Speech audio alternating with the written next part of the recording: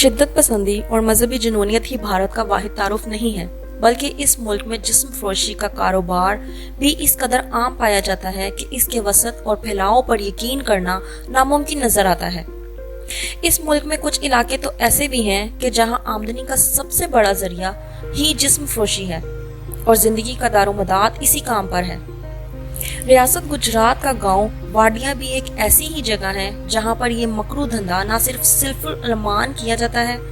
बल्कि यहाँ के लोग अपने इस काम पर फख्र भी करते हैं। इसी तरह रियासत मध्य प्रदेश के बिचार अकबाइल में लड़कियां जब 14 साल की उम्र को पहुंच जाती हैं तो इन्हें इस मकरू कारोबार में डाल दिया जाता है और इसके लिए इनके घरों में एक अलहदा कमरा भी तामीर किया जाता है,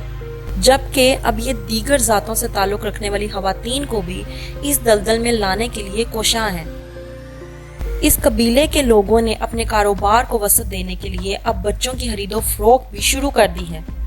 ये तफसीलात इस वक्त मंजर आम पर आई जब मकामी पुलिस ने इलाके में जिस्म फरोशी के खिलाफ मुहिम शुरू की और छापों के दौरान एक और इंकशाफ भी हुआ कि लोग हाली जिस्म फरोशी के मकरू कारोबार में ही नहीं बल्कि इंसानी स्मगलिंग में भी मुलव्वस हैं।